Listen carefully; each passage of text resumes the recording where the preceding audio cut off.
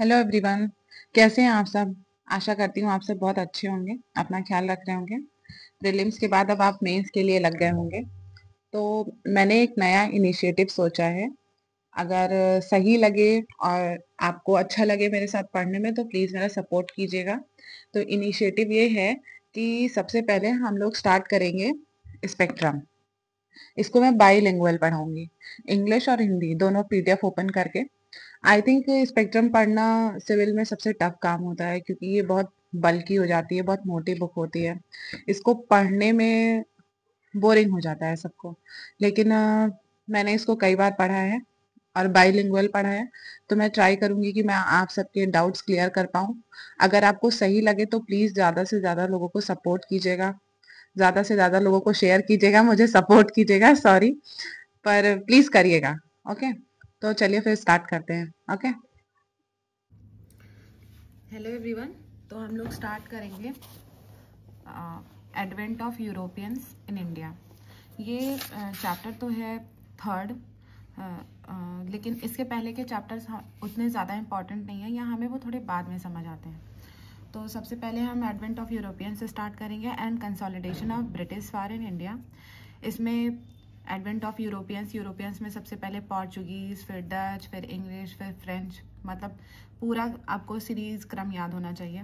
उसके बाद expansion and consolidation of British power in India, मतलब एक्सपेंशन कैसे हुआ, मतलब इन लोगों ने भारत में अपने पाँव कैसे जमाए, खुद को एक्सपैंड कैसे किया, क्योंकि ये आए तो थे एक व्यापारी बन के, मसाला व्यापारी बन के, लेकिन धीरे धीरे इन्होंने ऐसा एक्सपैंड किया खुद को कि ये यहाँ के साम्राज्यवादी विस्तारवादी नीति से यहाँ के सो कॉल्ड राजा बन बैठे।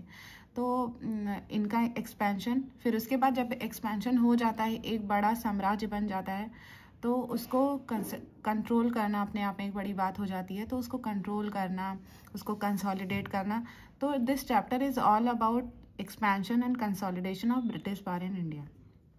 तो हम लोग यहाँ पे बाइलिंगुअल पढ़ेंगे। देखिए, मैंने इंग्लिश का पीडीएफ ले रखा है टैब में, और मॉडर्न की मेरे पास बुक भी है स्पेक्ट्रम की, इसको मैंने कई बार पढ़ रखा है। तो इससे मैं आप लोगों को पढ़ाऊँगी हिंदी वाला मामला। वैसे कोशिश करेंगे कि इंग्लिश ज़्यादा पढ़ें, क्योंकि इंग्लिश इजी लगता है मुझे और समझ भी ज़्यादा आता है, लेकिन मैं एक्सप्लेन हिंदी इंग्लिश दोनों में करूँगी। तो स्टार्ट करते हैं। मैं वर्ड बाय वर्ड चलूँगी, आपको कहीं पे भी डाउट हो आप बिल्कुल निसंकोच बोल दीजिएगा। तो सबसे पहले बात की जाती है advent of Europeans in India. Europeans मतलब यूरोप से आने वाले लोग। तो यूरोपियंस कौन कौन से थे इसके बारे में आगे आपको पता चलता जाएगा। अगर आपको बिल्कुल हिस्ट्री नहीं आती, आपने कभी मॉडर्न पढ़ी ही नहीं है, फिर भी आई प्रॉमिस यू आपको इस सीरीज़ के ख़त्म होने तक एक अच्छी समझ डेवलप हो जाएगी। और अगर आप इस वीडियो को 2 से 3 बार देख लोगे तो आपको मॉडर्न में कहीं भी कोई भी क्वेश्चन फंसेगा नहीं, मेरा ये वादा है आपसे। तो दो we talk of ancient, medieval and modern periods in history, history is a continuity. It is not always easy to distinguish clearly when one period ends and another begins. Simple सी बात है, जब हम हिस्ट्री की बात करते हैं तो हमने भले इसको एंशियंट, मेडिवल, मॉडर्न में डिवाइड कर रखा है, लेकिन history is a continuous process. आज जिस फेज़ में हम जी रहे हैं, कल वो पास्ट बन जाएगा। आज जो हमारा है वो प्रेजेंट है, और जो कल के बारे में हम सोच रहे हैं वो फ्यूचर है। उसी तरीके से एंशियंट, मेडिवल और मॉडर्न है। तो उसको डिवाइड किया गया है। एक थॉमसन महोदय थे, उन्होंने किया था। उस बारे में हम लोग एंशियंट में बात करेंगे, पर इस लाइन का बस यही मतलब है। So if we think of history of modern India as beginning with the advent of Europeans, we need to go back to what is generally considered the medieval period. तो हमें, अगर हम मॉडर्न की बात करने जा रहे हैं, तो हमें सबसे पहले पता होना चाहिए कि मेडिवल पीरियड में क्या था। The 15th century itself, indeed to a time even before the Mughals came and established their empire. Okay, तो हम बात कर रहे हैं कि even before the Mughals came। मैं इंग्लिश ही कर लेती हूँ, मज़ा नहीं आ पा रहा है, और इसको यहाँ रख लेती हूँ। अब आई होप आप लोग को ज़्यादा समझ आएगी चीज़ें। ओके, तो अब हम स्टार्ट करेंगे। द पोर्चुगीज़, सबसे पहले कौन आने वाले थे? जब भी एग्जाम में क्वेश्चन आए कि सबसे पहले आने वाले यूरोपियंस कौन थे, तो पोर्चुगीज़ थे। ठीक, पोर्चुगीज़ मतलब पुर्तगाली। तो पुर्तगाली कैसे आए इंडिया, आने का रास्ता क्या था, क्या उनको इंडिया आने के लिए डिस्कवरी करनी पड़ी चीज़ों की, तो हाँ इसी की बात की गई है। The quest for and discovery to a sea route to India. Roman empire जब तक, मैं आपको उससे समझाती हूँ मैप के through. Let me find out a copy. Okay, तो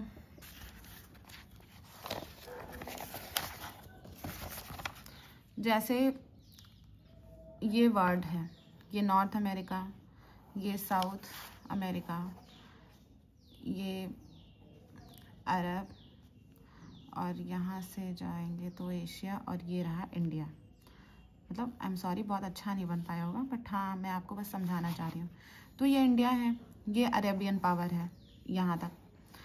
तो पहले यहाँ पे कौन रहता था, यहाँ पे रहता था कैलिफेट्स करके। तो जब रोमन एम्पायर का डिक्लाइन हो गया 17th सेंचुरी में, तो अरब हैज़ एस्टैब्लिश्ड, तो अरब ने क्या किया, ये इजिप्ट वाले एरिया, हर पूरे एरिया में इन लोगों ने क्या किया, अरेबियंस ने अपना डोमिनियन स्टैब्लिश कर लिया। पर और direct contact between Europeans, Europe या मतलब इस एरिया से और इंडिया से, यूरोप और इंडिया के बीच का जो कांटेक्ट था वो ख़त्म हो गया। अब अगर इंडियंस मतलब किसी भी व्यापारी को यूरोप जाना है तो उनको अरेबियंस को हैवी अमाउंट ऑफ ड्यूटी पे करना पड़ेगा, हो सकता है ना भी ले जाने दें। तो जब ये प्रॉब्लम अराइज हुई, और यूरोपियंस को हमेशा से इंडियन मार्केट की आदत थी, उन्हें यहाँ के स्पाइसेस, यहाँ की चीज़ों से, यहाँ की सिल्क, यहाँ का कॉटन फाइबर, यहाँ की हर चीज़ों से आदत थी। तो अब जब अरेबियंस ने यहाँ पे डोमिनेंस स्टैब्लिश कर लिया, तो अब आगे क्या होगा, अब कोई दूसरा रास्ता चाहिए। अब रास्ता कुछ ऐसा चाहिए होगा, सी रूट चाहिए होगा ताकि इंडिया पहुँचा जा सके। तो अगर यहाँ से यहाँ आना है तो ये तो पूरे ओशंस हैं, तो यहाँ से यहाँ जाने के लिए सी रूट चाहिए होगा। तो उसी की बात इसमें कही जा रही है। After the decline of the Roman empire in the 17th century, the Arabs had established their domination in Egypt and Persia. With that, the easy accessibility to Indian commodities like spices, caloes, silk and various precious stones that were greatly in demand were affected.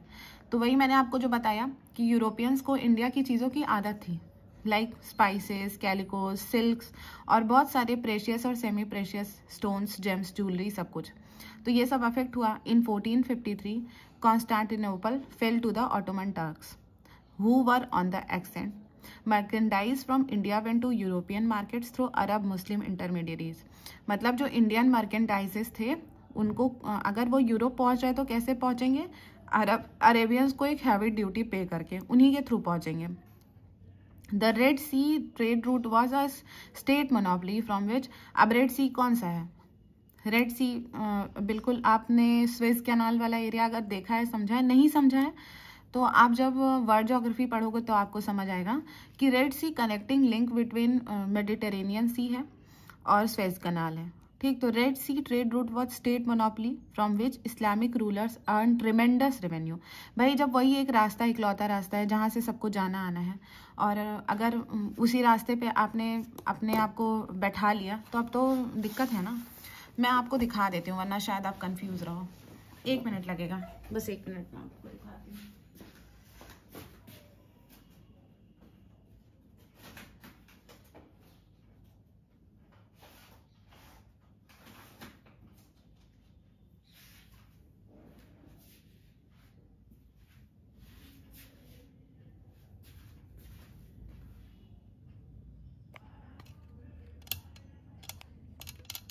ये रहा red सी, आपको ये Mediterranean सी दिख रहा है, और ये है स्वेज कैनाल। ये मैंने ऐसे ब्लैक से मार्क कर दिया है, दिख रहा है आपको। तो मेडिटेरेनियन सी और रेड सी ही कनेक्ट करते हैं स्वेज कैनाल को। तो ये है रेड सी। अगर इस पे अरेबियंस ने अपनी डोमिनेशन स्टैब्लिश कर ली, अब कोई रास्ता बच रहा है यूरोपियंस के पास इंडिया पहुंचने का? भाई अगर इधर से आएंगे मेडिटेरेनियन सी होते हुए, स्वेज कैनाल को पास किया, रेड सी आए, अब रेड सी में यहाँ पे बैठे हुए हैं अरेबियंस। अब रेड सी में हैवी ड्यूटी पे किया, फिर कहीं अरेबियन पेनिनसुला से होकर जाते हुए फिर यहाँ पे पहुंचे इंडिया। तो इन लोगों को ये बात समझ आ गई कि रेड सी वाले रास्ते से तो जाना ठीक नहीं है, क्योंकि the red sea trade route was a state monopoly from which Islamic rulers earn tremendous revenue. The land routes to India were also controlled by Arabs. In this circumstances the European were keen to find the direct sea route to India. अब उनकी basic need बन चुकी थी कि उन्हें direct sea root चाहिए ही चाहिए India के लिए. 15th century Europe was gripped by the spirit of renaissance. Renaissance 15th century में यूरोप में फैल चुका था with its call for exploration. और जब रेनेसा आता है, जब आदमी के अंदर नवजागरण आता है, जब उसका दिमाग खुलता है, तो वो साइंटिफिक एक्सप्लोरेशन, जोग्राफिकल एक्सप्लोरेशन की तरफ भागता है. उसको चाहिए होता है कि हम नई नई खोज करें. तो जब 15th सेंचुरी में यूरोप में रेनेसा आया तो क्या हुआ? At the time Europe made great advances in the art of ship building and navigation. जब रेनेसा आया तो यूरोप ने क्या शुरू की? शिप बिल्डिंग की आर्ट शुरू की, नेविगेशन शुरू किया, navigating new routes, new sea routes. ठीक, hence there was an eagerness all over Europe for adventures, sea voyages to reach the unknown corners of the east. अब इस टाइम यूरोपियंस के बीच एक होड़ मच गई कि अब नए नए कॉर्नर्स ढूंढने हैं, ईस्ट की ओर जाना है, नई नई चीज़ें ढूंढनी है. The economic development of many regions of Europe was also progressing rapidly with expansion of land under cultivation, the introduction of an improved flow, scientific crop management such as crop rotation and increased supply of meat which called for spices for cooking as well as for the preservation. अब बात आगे, जब आप simple सी बात है, जब इंसान पढ़ना लिखना शुरू करता है तो उसकी इकोनॉमिक कंडीशन ठीक हो जाती है. इस लाइन का एकदम हमारे जीवन में यही मतलब है कि जब हम पढ़ेंगे लिखेंगे, हमारे ब्रेन्स डेवलप होंगे तो हमारी इकोनॉमिक कंडीशन अच्छी होगी. जब हमारी इकोनॉमिक कंडीशन अच्छी होगी तो हम अच्छा खाना पीना शुरू करेंगे, और अच्छा खाना पीना खाएंगे तो अच्छे मसालों का यूज़ करेंगे. वही चीज़ यूरोप में भी स्टार्ट हुई. यूरोप में क्या स्टार्ट हुआ? रेनेसा आया. रेनेसा के बाद economic development of many regions of Europe was progress rapidly with expansion of land. जब लैंड अंडर कल्टिवेशन एक्सपैंड हुआ तो इंट्रोडक्शन ऑफ इम्प्रूव्ड फ्लो. जब पढ़े लिखे तो अच्छी टेक्निक्स यूज़ करेंगे, एग्रीकल्चर में भी साइंटिफिक क्रॉप मैनेजमेंट लगाएंगे, अच्छी खेती होगी, अच्छा प्रोडक्शन होगा, crop rotation, increase supply of meat, ये सब बढ़ा. और जब बढ़ा तो इनको स्पाइसेस की ज़रूरत पड़ी, कुकिंग के लिए भी और प्रिजर्वेशन के लिए भी. अब ज़्यादा प्रोडक्शन हो गया तो प्रिजर्व तो करना पड़ेगा ना. प्रॉस्पेरिटी बढ़ी. With it the demand of for oriental luxury goods had increased. कुछ होते हैं बेसिक गुड्स, कुछ होते हैं लग्जरी गुड्स. बेसिक गुड्स वो होते हैं जिनके बिना हमारा काम ही नहीं चलता, पर लग्जरी गुड्स जो होते हैं वो हमारी लग्जरी को शो करते हैं कि अरे अरे अब तो वो अमीर हो गए, अरे अब तो वो 5 स्टार होटल में खाना खाने लगे. पहले हम लोग को खाना खाने जाना होता तो हम कहाँ जाते हैं? पहले हम जाते हैं छोटे मोटे रेस्टोरेंट में. लेकिन जैसे जैसे हमारा स्टेटस बढ़ने लगता है, हम अच्छे महंगे रेस्टोरेंट्स जाने लगते हैं, हमारे खाने पीने की फूड्स हैबिट्स बदल जाती हैं, बहुत कुछ बदलता है जब आप रिच होते हो. तो आई विश हम सब एक साथ रिच हों. तो Venice and Genoa which had earlier prospered through trade in oriental goods were too small to take on the mighty Ottoman Turks or to take up major exploration on their own. तो ये बताया जा रहा है कि Venice और जिनोआ जैसी जो सिटीज़ थी छोटी छोटी, जिन्होंने पहले ही प्रॉस्पेरिटी देख ली थी ऑटोमन टर्क्स से हट के, लेकिन वो बहुत छोटे थे किसी एक्सप्लोरेशन, मेजर एक्सप्लोरेशन के लिए. In the north Europeans are ready to aid Portugal and Spain with money and man. North Europeans क्या कर रहे थे? पोर्चुगल और स्पेन को मनी और मतलब पैसा और आदमी दोनों दे रहे थे कि भाई जाओ एक्सप्लोरेशंस करो. Even as the journeys were ready to provide ship and technical knowledge. It is also to be noted that Portugal has assumed the leadership of Christendoms. मतलब पोर्चुगल को और स्पेन को बहुत दिया गया कि भैया जाओ एक्सप्लोरेशन करो, ये लो पैसा, ये लो आदमी, जाओ एक्सप्लोरेशन करो, क्योंकि आप पूरे यूरोप को आगे बढ़ना है. तो इस्लाम even it had taken on the itself the spirit of exploration that had characterised the Genoese. Historians have observed that the idea of finding an ocean route to India had become an obsession for Prince Henry of Portugal. जो Prince Henry थे Portugal के, उनका एक obsession बन चुका था कि ऐसा हिस्टोरियंस कहते हैं कि भाई इंडिया के लिए रूट्स फाइंड आउट करो, करना ही करना है. Who was nicknamed the navigator, और उनका निक नेम भी रख दिया गया navigator. He was keen to find a way to circumvent the Muslim domination of the Eastern Mediterranean, all the routes that connected India to Europe. Simple सी बात है, यही कहा गया है कि ये सारे उन प्रॉब्लम्स को सरपास करना चाहते थे जिन्होंने मेडिटेरेनियन सी, रेड सी, इन सब जगहों पे अरेबियंस को फैला रखा था. निकालना चाहते थे कोई दूसरा रास्ता.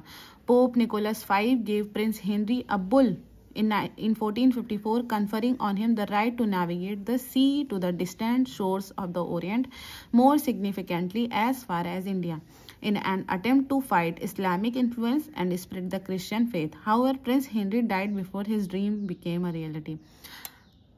इस बात का ज़्यादा कुछ सार नहीं है, हमारे लिए कोई काम नहीं है, बस हमने ये जान लिया कि प्रिंस हेनरी को ऑब्सेशन था नेविगेशन को लेके, लेकिन अनफॉर्चुनेटली उनके जिंदा रहते ये काम नहीं हो पाया.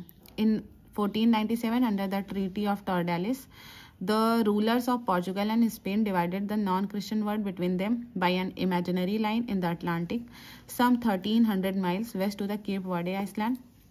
ये सब स्पेन और इन सब की बातें हैं, हम इनमें नहीं जाते हैं. हम मेन बात ये करेंगे. It was in 1487 that the Portuguese navigator Bartholomew Diaz rounded the Cape of Good Hope in Africa. Bartholomew Diaz बहुत फेमस है, बहुत ज़्यादा फेमस है. इसको आप नोट कर सकते हैं कि बार्थोलोमेव डियाज जो था वो Cape of Good Hope of Africa, मतलब जो अफ्रीका वाला एरिया है ना, उसके लास्ट वाले हिस्से को क्या बोलते हैं, आशा अंतरीप, केप ऑफ गुड होप. तो ये यहाँ तक आया था, ठीक है, and sailed up to eastern coast. He was well convinced that the long sought after sea route to India has been found, but it was only 10 years later that an expedition of Portuguese ships set out for India and arrived in India in slightly less than 11 months time in May 1498. और कौन था ये आने वाला? एक ही आदमी, Vasco da gamma. मतलब Bartholomew Diaz कहाँ तक आया था? ये वाली लाइन से क्वेश्चन बनता है, आप इसको याद रखो कि Cape of Good Hope in Africa कौन पहुंचा था? Bartholomew Dias. तो इसके लिए वास्को डी गामा के लिए आगे की जर्नी ज़्यादा चैलेंजिंग थी. यहाँ तक तो आया जा चुका था, और जब एक जगह तक कोई पहुँच चुका होता है तो वहाँ तक पहुँचना आसान होता है. जैसे आपके बड़े भाई बहन अगर शहर में रह रहे हैं तो आपको गांव से निकलना इजी होगा, लेकिन आपके बड़े भाई बहन को ज़्यादा टफ हुआ होगा गांव से शहर शिफ्ट होना, क्योंकि अब आपको कोई चिंता नहीं है, क्योंकि आपके पेरेंट्स जानते हैं कि वहाँ पर पहले से कोई रह रहा है. आप जाओगे, आपको सब बना बनाया मिल जाएगा. As same as Bartholomew Dias Cape of Good Hope तक आ चुका था, तो वास्को डी गामा के लिए केप ऑफ गुड होप तक आना कोई बड़ी बात नहीं थी, उसके आगे की बात बड़ी थी. अब आगे हम लोग देखते हैं. फ्रॉम ट्रेडिंग टू रूलिंग, मतलब अब अगला हिस्सा ये है कि पहले ये आए तो ट्रेड करने लगे रूल. तो अब अगले टॉपिक का नाम ही क्या है? Trading to ruling. Vasco da Gama की बात कर लेते हैं. तो Vasco da Gama, the arrival of 3 ships under Vasco da Gama led by a Gujarati pilot name कौन था? Abdul Majid at Calicut in May 1498. ये हम सबको पता है कि वास्को डी गामा कहाँ उतरा था? कालीकट में उतरा था. कब आया था? 1498 में आया था. किस महीने में आया था? मई में आया था. तो एकदम सिंपल सी बात है. और इसको किसने लेड किया था? तो एक गुजराती व्यापारी था जिसका नाम था Abdul Majid. The Hindu ruler of Calicut, Hindu उस टाइम कैलिकट के हिंदू रूलर का नाम था जैमुरिन, जिसको समूर्थी भी बोलते हैं.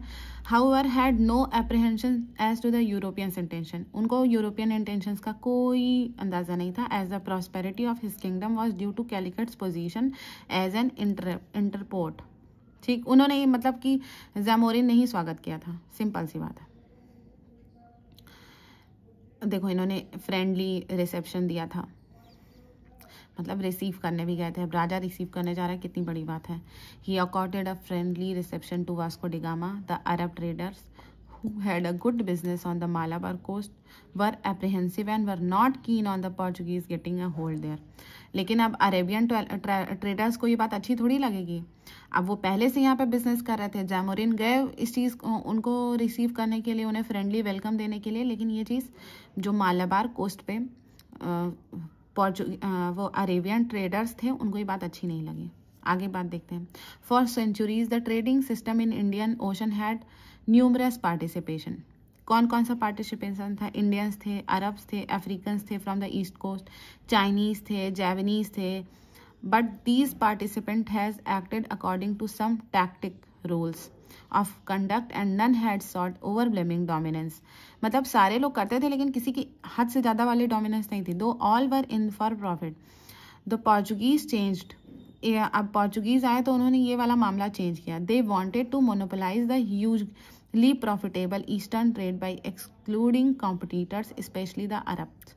जब पोर्चुगीज की एंट्री हुई ना, तो उन लोगों ने अपनी ट्रेड मोनोपोली डेवलप करनी चाहिए. उन्होंने चाहा कि बाकी सारे लोगों को हटा देते हैं और सिर्फ हम लोग ट्रेड करते हैं, इससे हमारा प्रॉफिटेबल ट्रेड होगा. Vasco da gamma stayed in India for 3 months। ये भी पूछता है कि वास्को डी गामा इंडिया कितने दिन तक रुका, तो आपको याद रहना चाहिए कितने मंथ तक रुका, 3 month तक। When he return to Portugal he carried back with him a rich cargo and sold the merchandise in the European market at a huge profit. जब वो अपने लौटा वापस तो क्या किया, अपने साथ एक पूरा भर के कार्गो लेके गया मर्केंडाइज का, और उसको वहाँ पे उसने बेचा और उसको बहुत ज़्यादा फायदा हुआ। पता चलता है कि उसको 60 गुना फायदा हुआ था। 1 गुना 2 गुना नहीं, 60 गुना। 60 गुना आप सोच सकते हैं, मतलब 1 रुपए का सामान खरीद दिया और 60 रुपए में बेच दिया। बहुत सिंपल सी बात है। The importance of direct access to the paper trade was made clear by the fact that elsewhere the Europeans who had to buy through Muslim middlemen would have had to spend 10 times as much for the same amount of paper। अब ये बात तो clear थी कि अगर किसी मुस्लिम middle man के through, अब भाई अरेबियन ट्रेडर्स को ही मुस्लिम मिडिल मैन यहाँ बोला जा रहा है, ये बात आप मत भूलिएगा। तो अगर यूरोपियंस को पेपर चाहिए, जिसको हम लोग काली मिर्च बोलते हैं, सबसे ज़्यादा उन लोग को काली मिर्च फेवरेट थी। यूरोपियंस का इंडिया आने का वजह ही काली मिर्च था, ठीक है, जिसको हम लोग काली मिर्च बोलते हैं, pepper, black pepper. The importance of direct access to the pepper trade was made clear by the fact that elsewhere the Europeans who had to buy through Muslim middle man, जिनको मुस्लिम मिडिल मैन के through buy करना पड़ता था, 10 times extra पैसे पे करने पड़ते थे, I would have had to spend 10 times, बोल दिया। Not surprisingly other profit seeking merchants of European nations were tempted to come to India and trade directly. अब बहुत सारे लोग आने के लिए उत्साहित हो जाएंगे, क्योंकि सबको फायदा चाहिए भाई। Everyone wants profit, everyone wants money. A voyage was undertaken by Pedro Alvares Cabral to trade for spices. अब अगली बार कौन आएगा? पेड्रो अल्वारेज कैब्रॉल, याद कर लो कौन आया, पेड्रो अल्वारेज कैब्रॉल। लेकिन एक बात याद रखना, ये पोर्चुगीज का वो नहीं था, क्या बोलते हैं, हेड नहीं है, ये सिर्फ एज अ ट्रेडर आया है।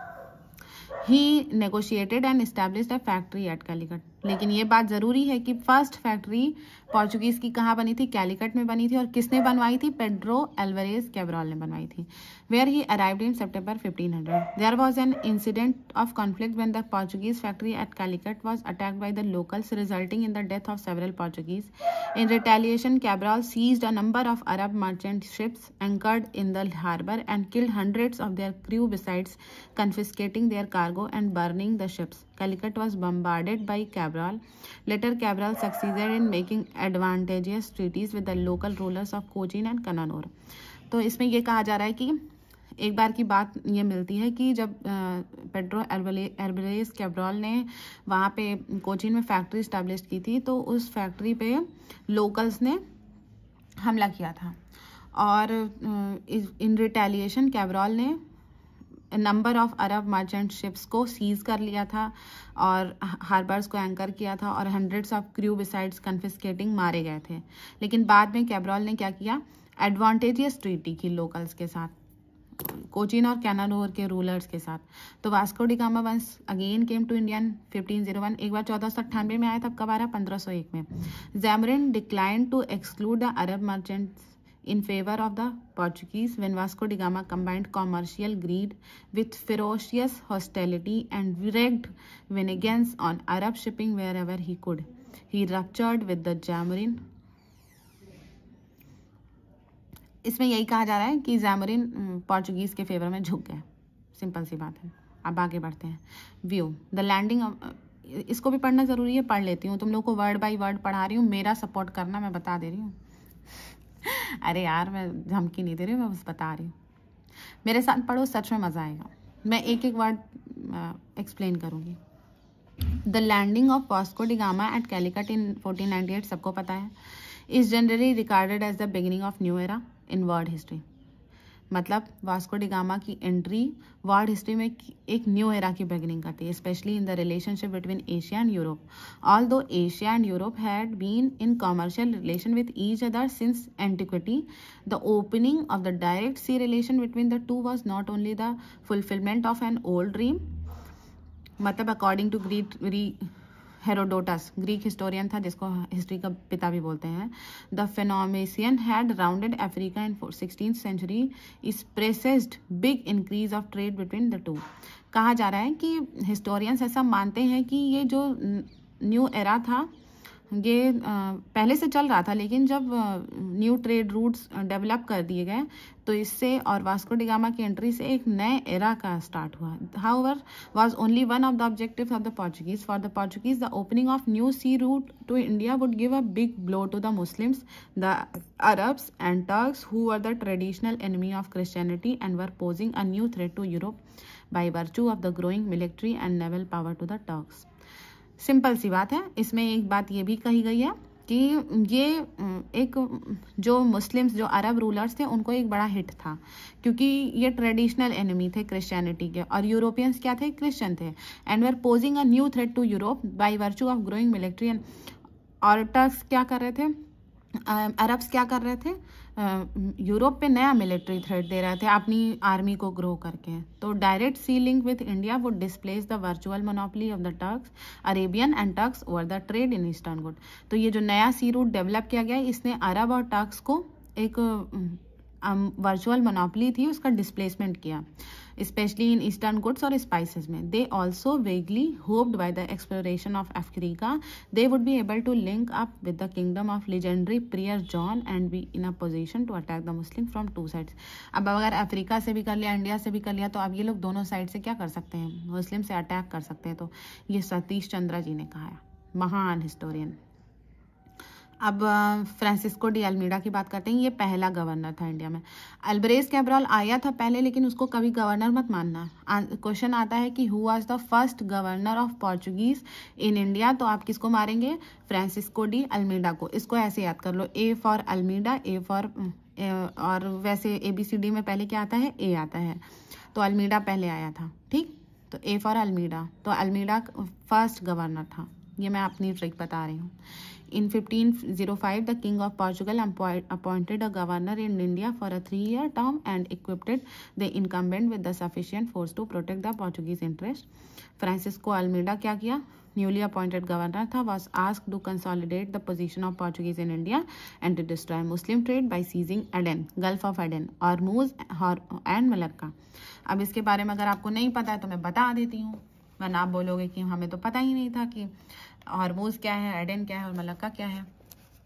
तो ये आप देख रहे हो, अभी रेड सी पे उनका डोमिनेशन था ही, ये है रेड सी. ठीक, तो अब ये है gulf of Aden, gulf of Aden. इसमें हॉर्मोज नहीं दिया गया है, लेकिन ये है हॉर्मोज. ठीक, इसमें नहीं दिया गया है.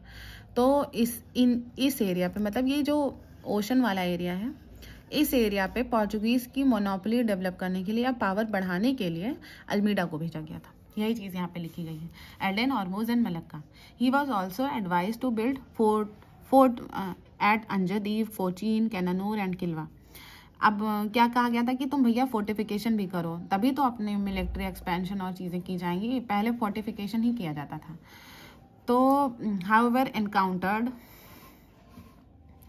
Along with the opposition of Zamorin. अब भाई कोई आप मेरे घर आओ रहने के लिए कि आपको कुछ ट्रेड करना है, आप मेरे घर आओ कि हाँ हमें आपके शहर में कुछ ट्रेड करना, और धीरे धीरे आप मेरे ही घर में अपना एक अलग सा किला बनाने लगो, तो मैं अपोजिशन तो दूंगी ना भाई, मैं आपको अपने घर से निकालने का पूरा प्रयास करूंगी. तो वही चीज़ यहाँ पे भी हुई. अपोजिशन ऑफ जैमोरिन हुआ was a threat from the Mamluk sultanate of Egypt encouraged by the merchants of Venice whose lucrative commerce was not at risk due to the Portuguese interference. अब भाई सब विरोध करेंगे.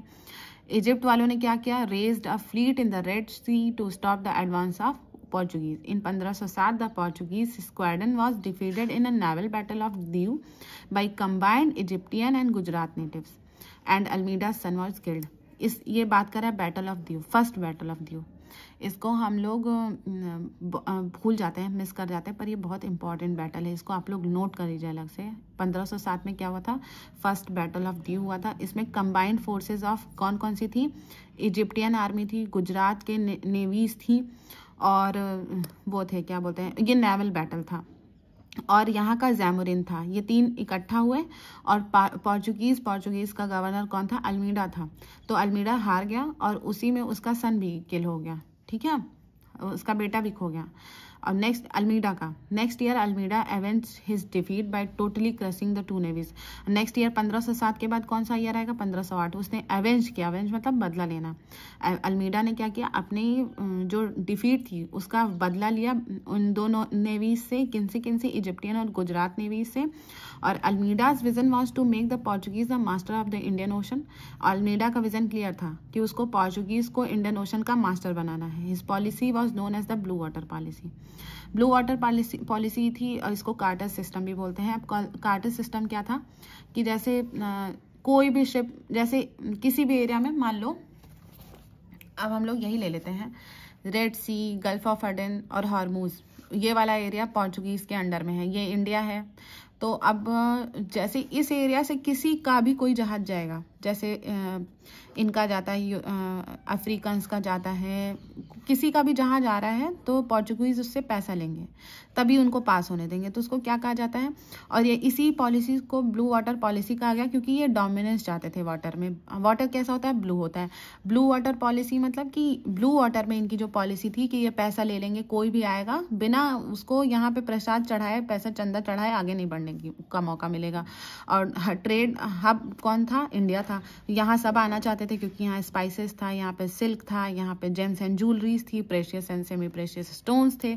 तो आना तो सबको था, लेकिन चंदा चढ़ाए बिना नहीं आ सकते। और यही इन लोगों का विजन था कि भैया यहाँ जितना पैसा तो हम ट्रेड से कमाएंगे, उतना ही पैसा हम यहाँ से भी कमाएंगे, ब्लू वाटर पॉलिसी से, जिसको कार्टर सिस्टम बोला जाता था। तो वही चीज़ इसमें लिखी हुई है कि his policy was known as blue water policy. किसकी? अल्मीडा की। अल्मीडा ने ही ये पॉलिसी स्टार्ट की थी। तो क्वेश्चन आता है कि who was the propounder of blue water policy? तो कौन था? अल्मीडा था। एकदम लिख लो, बता रही हूँ। तुम लोगों को लग रहा होगा कि कहानी की तरह चल रहा है, पर नहीं, ये क्वेश्चंस आते हैं फिर गड़बड़ हो जाता है। उसको कार्टर सिस्टम भी बोलते हैं। अब अल्फांसो डी अल्बुकर्क इसके बाद आया था, अल्मीडा के बाद। अगला पढ़ते हैं, देखती हूँ कितना है अल्बुकर्क। चलो पढ़ लेते हैं ना, क्या करना है, पढ़ाई का मन तो नहीं करता, पर पढ़ लेते हैं। 3 ही इंपॉर्टेंट गवर्नर हैं, एक अल्मीडा है, एक अल्बुकर्क है, उसके बाद कुन है। तो यही 3 पढ़ेंगे, उसके बाद आज की छुट्टी। तो अब हम लोग बात करेंगे, अरे यार कहाँ चला गया,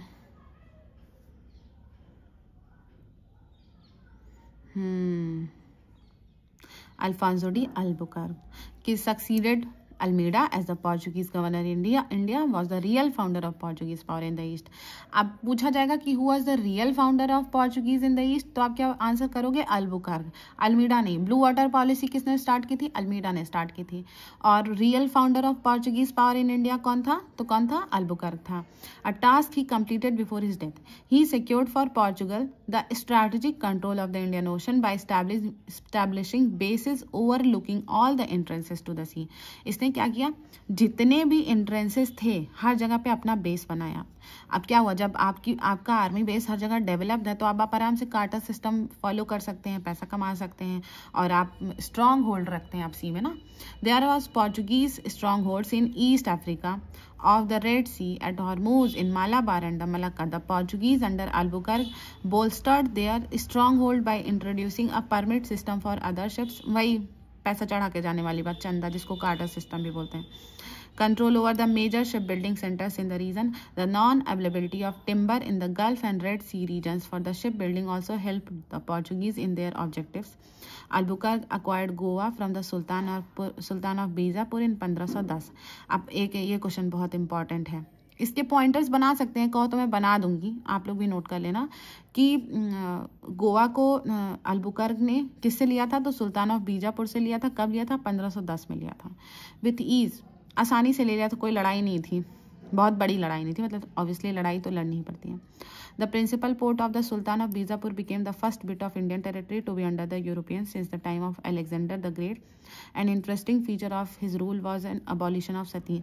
ये अच्छा काम किया था अल्बुकर्क ने, सती पे भी काम किया था। मतलब पहले तो जो आ रहा था बस फायदा लेके चल रहा था, लेकिन इसने यहाँ की कुरीतियाँ भी देखी और उसमें काम करना शुरू किया। पर एक चीज़ और भी है, इसने ना अपने लोगों को फोर्स किया था कि भैया यहाँ की लड़कियों से शादी करो और क्रिश्चियनिटी को बढ़ाओ। अभी आगे आएगा